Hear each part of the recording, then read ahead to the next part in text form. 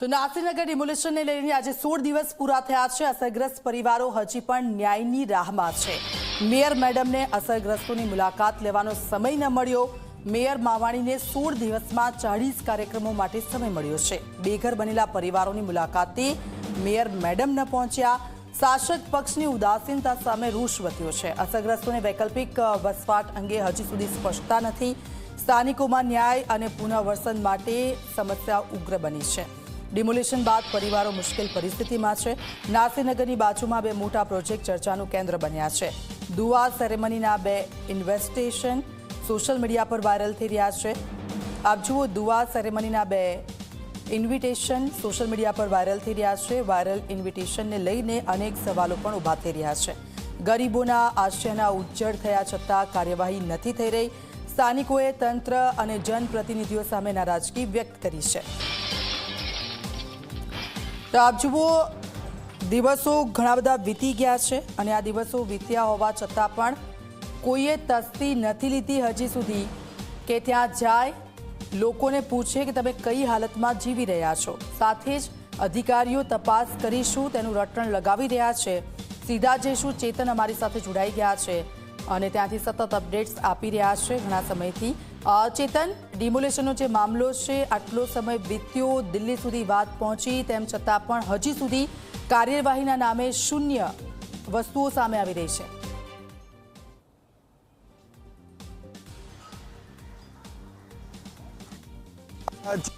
છે। ડિમોલિશનને 16 દિવસ વીતી ગયા છે અને ખાસ કરીને અત્યાર સુધી ભાજપનો એક પણ જે નેતા છે, ધારાસભ્ય છે કે કોર્પોરેટર છે, નાસીનગરની મુલાકાતે નથી ગયા। ત્યારે આ વચ્ચે એક મહત્વના સમાચાર ગણી શકાય।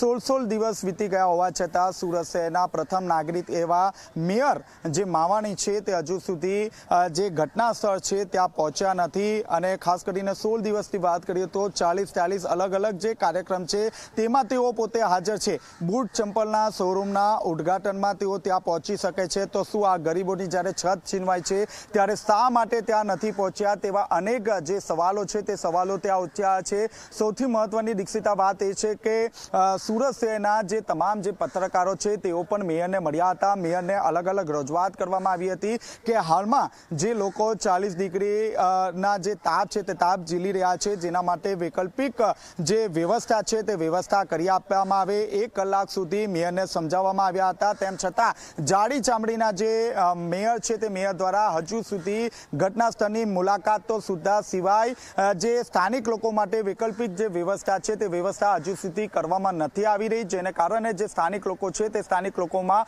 રોષનું વાતાવરણ જોવા મળી રહ્યું છે। કારણ કે મેયર દ્વારા ભાજપના કાર્યક્રમ હોય કે પ્રાઇવેટ કાર્યક્રમ હોય તેમાં તેઓની જે હાજરી છે તે અચૂક રહી છે। આ ઉપરાંત મેયર એટલા રીલના શોખીન છે, દરેકે દરેક જે કાર્યક્રમ છે તે કાર્યક્રમની રીલ પણ બનાવવામાં આવી છે। પરંતુ જે લોકો 100 થી વધુ જે મકાનોનું ડિમોલિશન થયું છે, તમામ જે પરિવાર રસ્તા પર આવી ગયું છે, હજી પણ કાળઝાળ ગરમીમાં ત્યાં જ તેઓ રહી રહ્યા છે। કોઈ પણ વ્યક્તિ ત્યાં પહોંચ્યો નથી, વૈકલ્પિક વ્યવસ્થા નથી કરવામાં આવી। 2 ટંકનું જે ભોજન છે તેઓ ક્યાંથી લાવશે, તેવા તમામ જે મુદ્દાઓ છે તે મુદ્દાઓને લઈને કોઈ પણ પ્રશ્ન કે કોઈ પણ વાચા આપવા માટે ત્યાં પહોંચ્યું નથી। ત્યારે ખાસ કરીને સ્થાનિક લોકોની એક જ માંગ છે કે મેયર ત્યાં પહોંચે અને તેમના જે પ્રશ્નો છે તે પ્રશ્નો સાંભળે।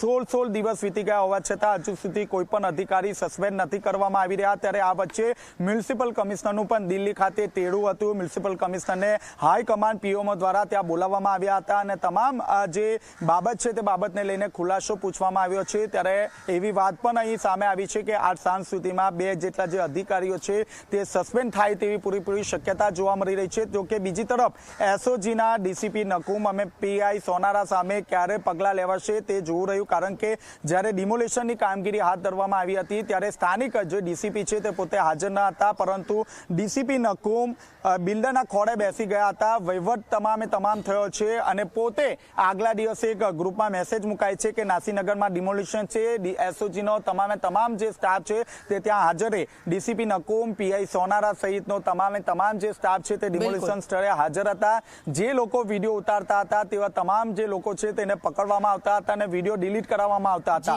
હવે જોવાનું રહ્યું કે 16 દિવસ વીતી ગયા છતાં પણ આ તમામ અધિકારીઓનું પેટનું પાણી હલે છે કે કેમ, જે સ્થાનિક લોકો છે તેમના માટે વૈકલ્પિક વ્યવસ્થા કરવામાં આવે છે કે કેમ. ખાસ કરીને રેન બસેરા છે, કોમ્યુનિટી હોલ છે, ખૂબ જ નજીક છે, તેમ છતાં તેમના માટે વૈકલ્પિક વ્યવસ્થા નથી કરવામાં આવી. એવી પણ વાતો છે કે ધારાસભ્ય અને તમામ કોર્પોરેટરને મીડિયા સમક્ષ આ બાબતે કોઈ પણ પ્રકારનું નિવેદન ના આપવા માટે આદેશ કરવામાં આવ્યો છે. એટલે કે વહેલી સવારથી 24 કલાકની જે ધારાસભ્ય છે, જે કોર્પોરેટર છે, તેમનો સંપર્ક કરવાનો પ્રયાસ કરવામાં આવી રહ્યો છે, પરંતુ એક જે ધારાસભ્ય છે તેમને નામ ન આપવાના શરતે એક વાત કહી હતી કે ઉપરથી તેમને એવું જણાવવામાં આવ્યું છે કે આ મુદ્દે કોઈ પણ ધારાસભ્ય કે કોર્પોરેટર નિવેદન ના આપશે. એટલે ક્યાંક જે ભાજપના જે નેતાઓ છે તેની પણ આ જે સમગ્ર જે કૌભાંડ છે તેમાં મિલીભગત હોવાનું સામે આવી રહ્યું છે. જી બિલકુલ, આભાર ચેતન સમગ્ર વિગત બદલ. તો આપ જુઓ, ડિમોલિશનનો આ જે મુદ્દો છે, 24 કલાકે પણ મેયર સાથે વાત કરવાનો પ્રયાસ કર્યો હતો, પરંતુ તેમણે ઇનકાર કરી દીધો હતો. તો આપ જુઓ, આ ડિમોલિશનનો મુદ્દો 16 દિવસ થયા તેમ છતાં પણ આ ડિમોલિશન કેમ કરવામાં આવ્યું એ સવાલોના જવાબ નથી મળી રહ્યા. અને આ ડિમોલિશન બાદ જે લોકોની સ્થિતિ છે એ સ્થિતિ જોવા પણ ત્યાં કોઈ ફરક્યું નથી, કારણ કે તે લોકો ક્યાં રહી રહ્યા છે, કેવી સ્થિતિમાં રહી રહ્યા છે તે જોવા પણ કોઈ ગયું નથી. તો આ સાથે